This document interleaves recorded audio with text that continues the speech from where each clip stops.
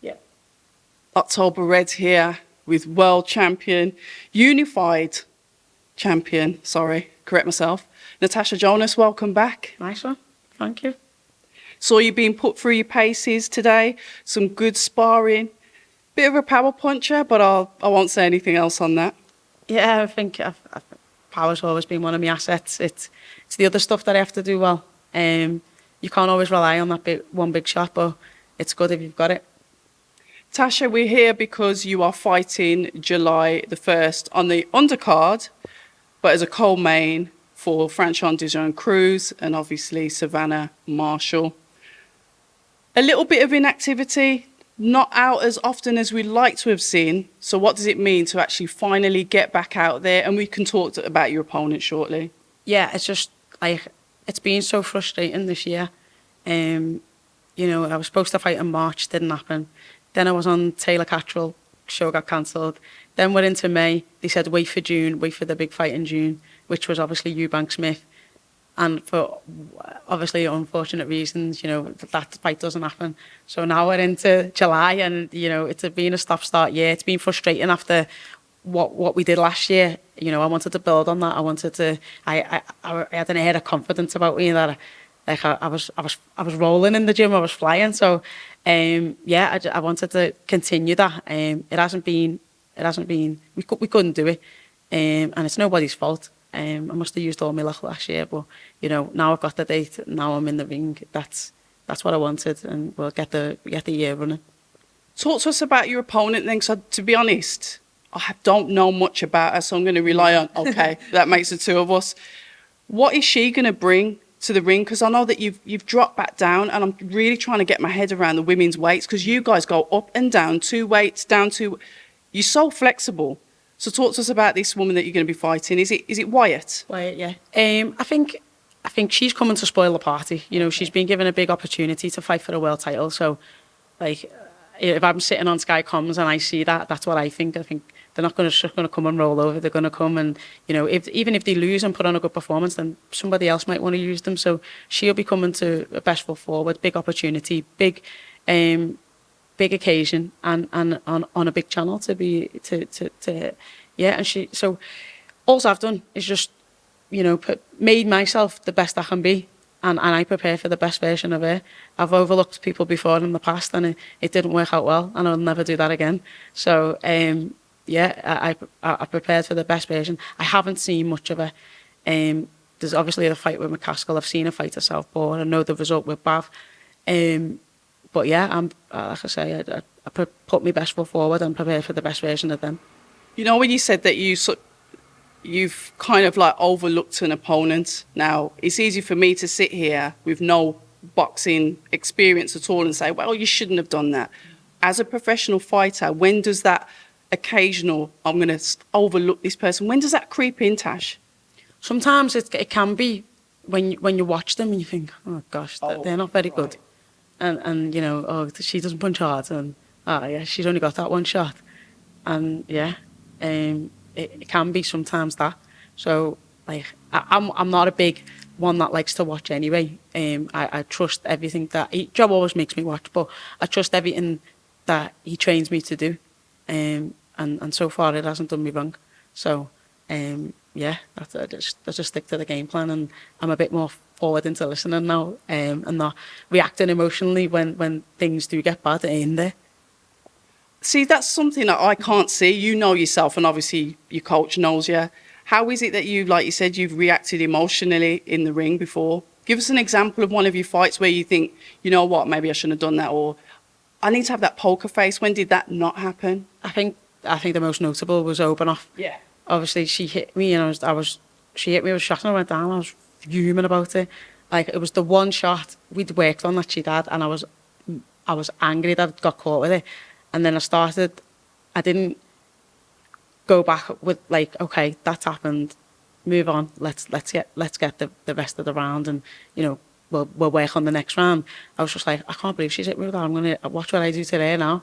And it was that emotion that was like, then that left me open for more shots, and I was already dazed that like it just didn't work out well. So that's the most notable one. But there's been other times in fights where, you know, I lose concentration, start.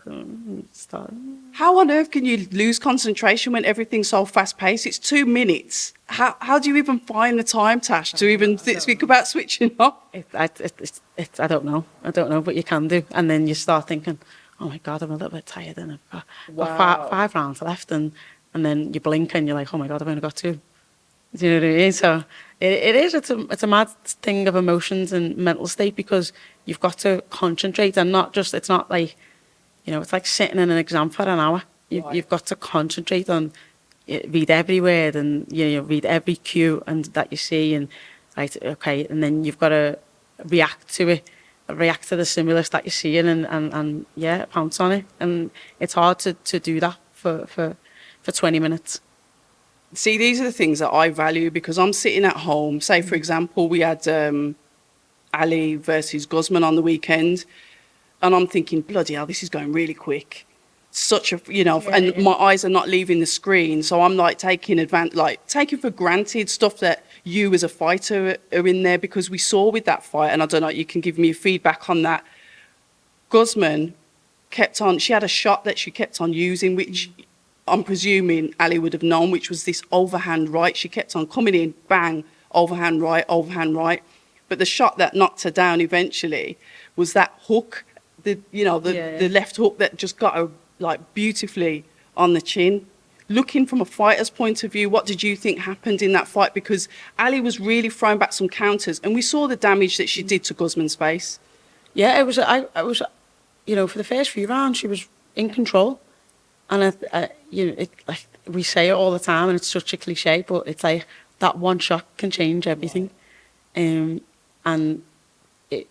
once you've done that, it's like, again, I mean, that was a one shot thing where she got counted out, but you know, you can react emotionally, and then you start getting caught with shots that you've been training not to get caught by, and then you get more frustrated, and then, you know, so it's just a constant thing of controlling your emotions, like, and keeping them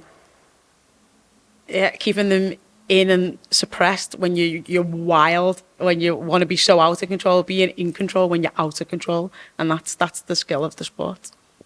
So we talk about your opponent. In fact, the weight change, what made you decide to drop down again? Because I thought you was quite happy, comfortable. You're athletic anyway at the slightly higher weight. What was the reason for the drop? I know it sounds like a basic question. Yeah. I've made no thing of there's not going to be a Terry Harper rematch, so there wasn't no more opportunities there for me. No one that I wanted to stay there for. We've tried time and time again, even last year, to get the McCaskill fight, I think 2 or 3 times last year. And we tried this year. But, you know, for her, she's chose the best option for her, and I can't, like, knock that, because I'd do it if it was me. And she's gone, and I think she'll be fighting Sandy now, so maybe we see the outcome of that. Maybe we drop down further. It's not a big secret, you know. I've fought at super feather before. I'll never make that weight again, but, you know, lightweight, you know, welter, super lightweight, I can do 135 to 147 is 154 is an option. And the reasons they are options, you do see a lot of, you know, females move weights, because the stature in women isn't that much different.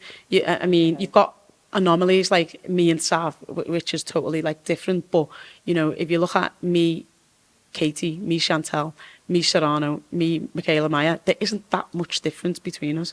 So that's why you see a lot of women move up and down the weights, because stature-wise, it's not like you're seeing Beefy and then you're seeing Callum. It's not like that in women. It's not like that. So, you know, that's why you see women move about a lot, because there's not that much difference.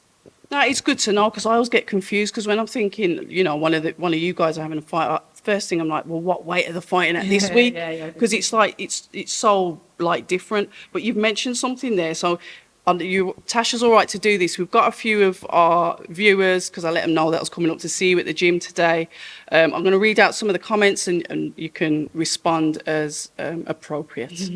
So we've got Darren Robinson. It's been one of my subscribers for a time. He said, I think Natasha has done a lot for women's boxing. She's good to watch, just my opinion.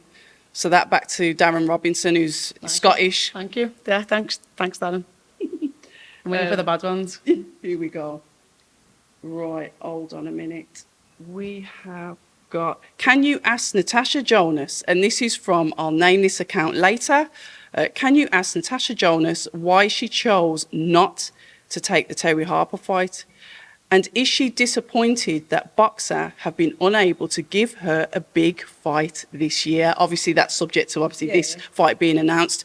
So the Terry Harper that you touched on that, so that's from I'll name this account later. So talk to us a bit about that. You said you're not going to fight her. Why? I felt disrespected by the team, and she kind of avoided me for 2 years, and didn't mention my name at all for 2 years. And now she's come out the woodwork and went up to 154, won a title, and wants to shout my name. And when she had the driving seat, she chose to do what's best for her. So I don't feel like I owe her anything, and I'll do what's best for me. Simple. It's that simple. You know, when you say like she kind of like disappeared, she was at the lower weight and then obviously she went up. You mentioned there the team disrespecting you. What is it then from a fighter's point of view? What is disrespectful to you? What do you, I don't know, you kind of like narrow down or explain as disrespectful? I know if somebody walked up to me and spat in my face or tried to argue that's disrespectful, but in boxing terms. Yeah, there was just comments made on social media. There was interviews done, and there was a narrative that was set that, oh yeah, we said we'd take the fight, but you said you'd take the fight in 3 fights' time, and it wasn't the immediate rematch that we said we'd do at the time, straight after the fight. And I get it. She needed time to recover and do it. But like I said, she went and off and done her own thing. And she requested mandatory. She didn't. She went and asked for that, so she didn't have to do the rematch with me. And we were told that from the governing body 2 days later. Okay. So, you know, all this narrative of, oh yeah, we said yeah to the fight. No, you didn't. And she went off and done her own thing. And I actually don't blame her. I've got no issues with Terry.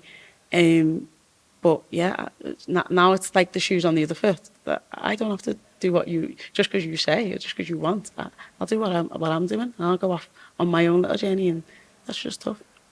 It's interesting you say that, because then it's nothing to do with obviously your fights, but then it's kind of like a similar-ish scenario with Fraser Clark for the British with Fabio. It's kind of like, well, you had your chance before, so what's the point in talking to us now about it when it was mandated, it was there? But we can get into that. Right, we've got another comment, and sorry if I get your username wrong. I don't know what, YouTube's not showing it properly. It is RMM, and I think is it Mr. 559. Right. I'm sorry to say it's a waste of time to even bother interviewing Natasha. There is nothing new she's going to say. She doesn't want to rematch Harper. She couldn't beat Katie Taylor. She wants to fight Shields, but the money ain't right. She's boring to watch as a boxer. I prefer her being a pundit with the lads. Do you need to take a deep breath? No, it's an opinion. Yeah, everyone's got one. So no response for that. Let's have a look. Right. So the rest of them are just on the outfit that I'm wearing, which somebody said was weird. But anyway, so moving forward then, are you going to stay at this weight, or is this something, once again, that you can possibly fluctuate and go up and down the weights to suit you and your career? Because wouldn't you like to claim all the belts at one weight and like become like undisputed? If that makes sense, yeah. All right. But there's big fights out there for me. I think, you know, Revenge with Katie is a huge fight. Okay. And I think, for me, Chantal Cameron's the best fighter we've got on our shores, and probably pound for pound out there. You know, she's gone and beat McCaskill, who's an undisputed champion. She beat Katie, who's an undisputed, undefeated champion. So that fight also makes a lot of sense. So whether that's going down and going down again, you know, they're the big fights. And yeah, that they make sense for me.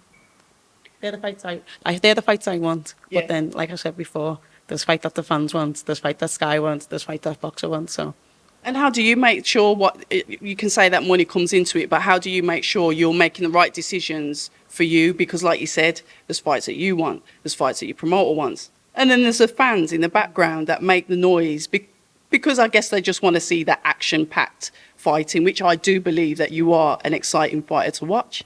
Nice one. Yeah, there's a whole business behind making fights and making contracts and doing all that. And like I say, there's fights that make sense for Ben.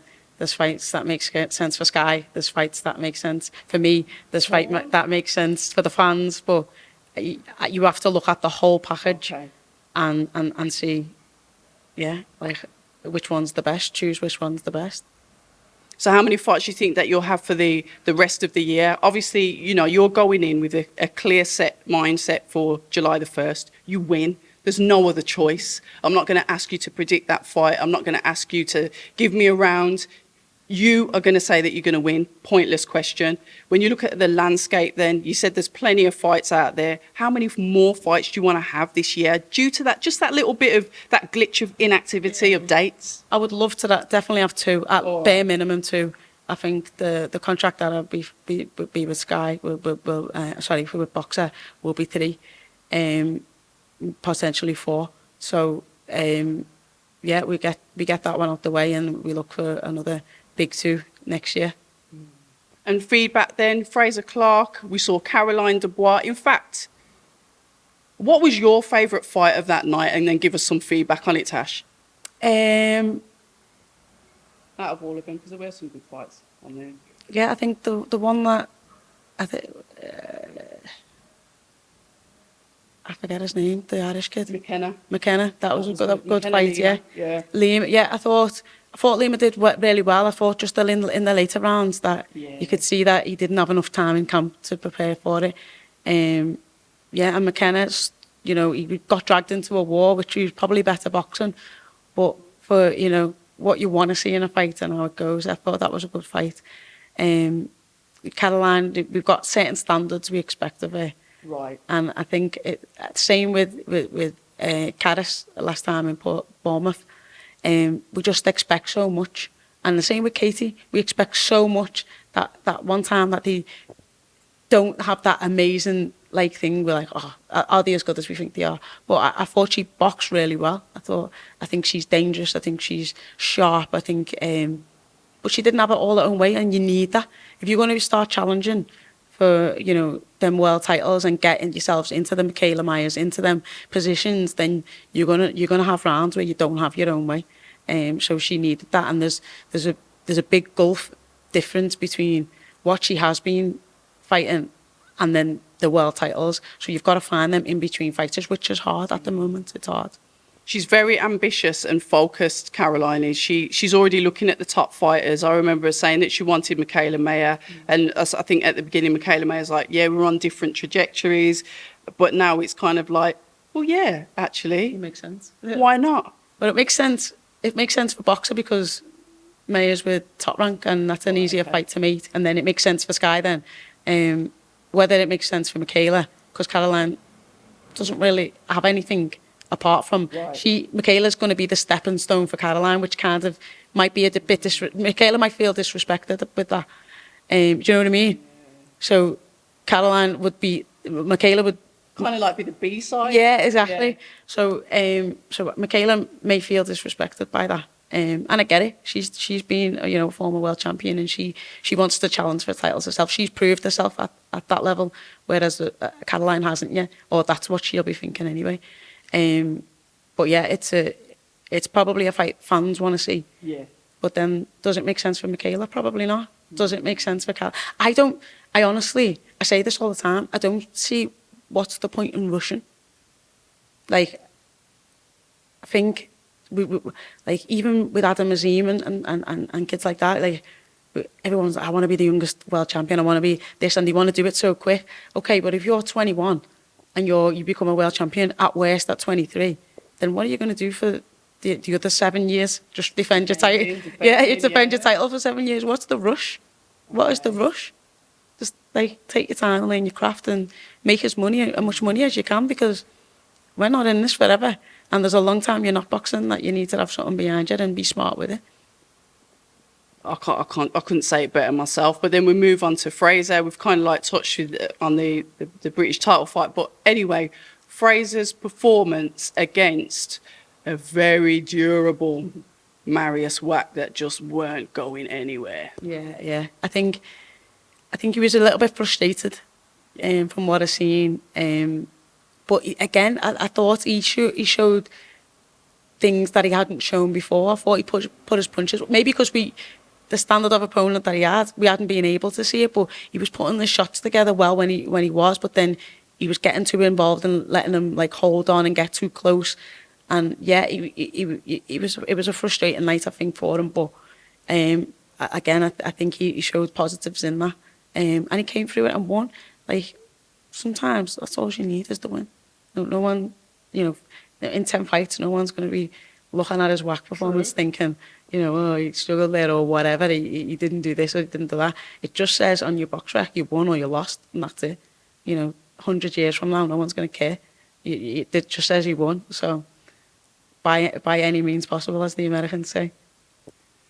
Fraser's been through a bit of a tough time. So emotionally or psychologically, you know what it's like. There's that external pressure, whether you're going to say it gets to you or not, it's still there.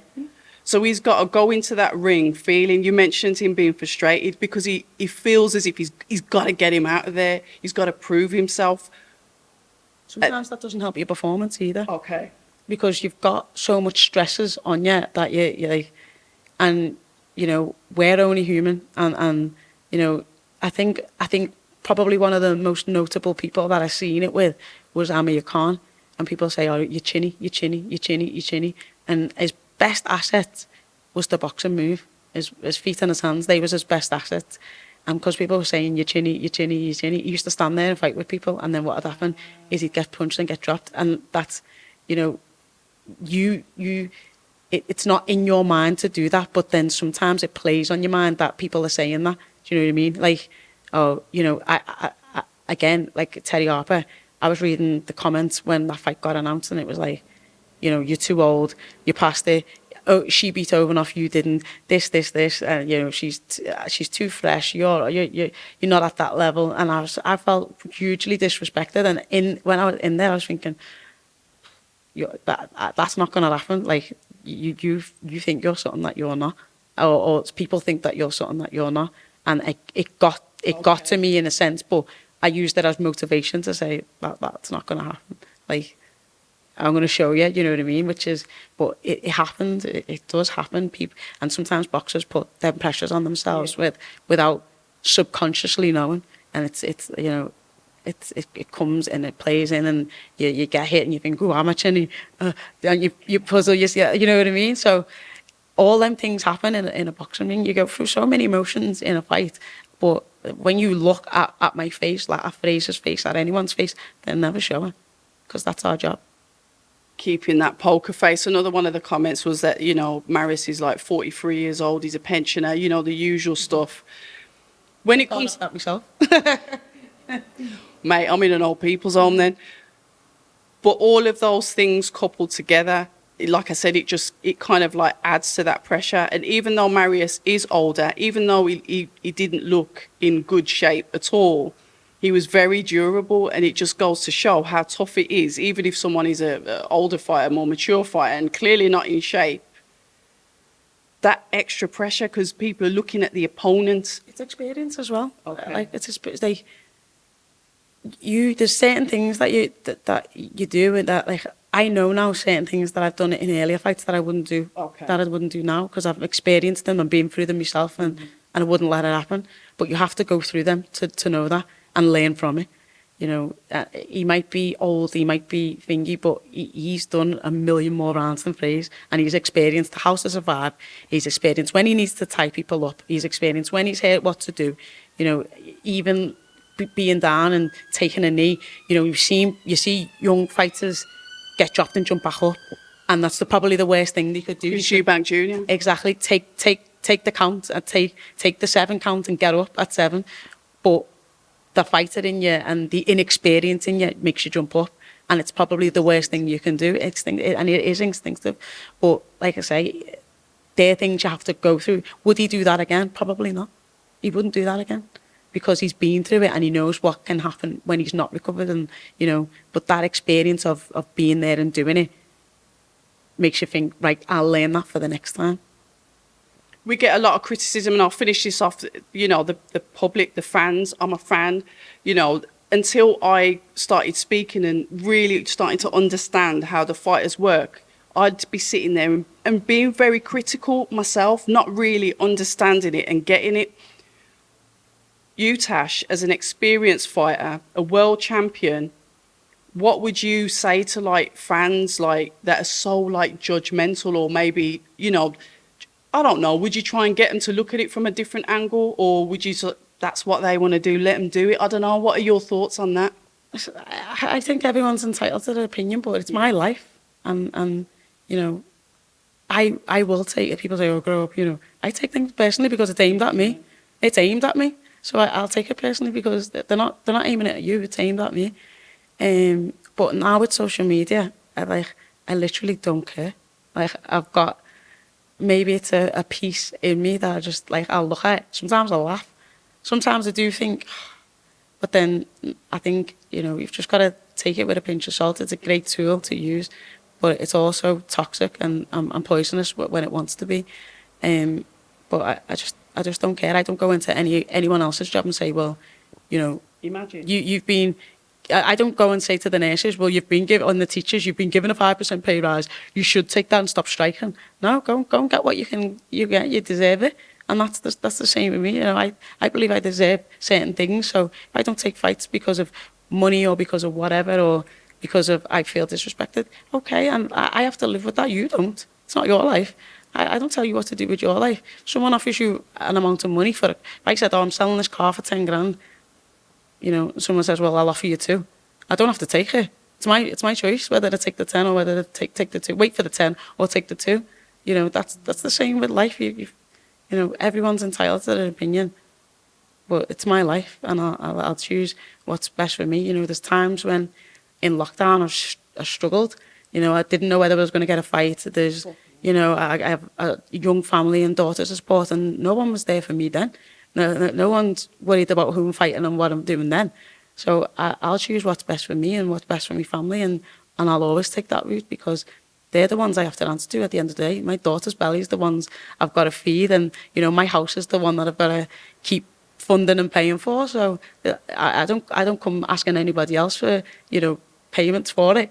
You know, so I just do what I want, and that's, as a champion, I've got them options to be able to do that, and I've waited so long for that. Now I embrace being able to choose and pick. We love it. Final words from our champion, Natasha Jonas. Leave your thoughts and comments below. Hopefully I've got through all the questions. If I didn't, I apologise. But Tash, thank you, because you didn't even have to answer them, but you did. So thank you very much, and all the best on the first. Nice one. A win. A win. Hi, and thank you for watching October Red Boxing.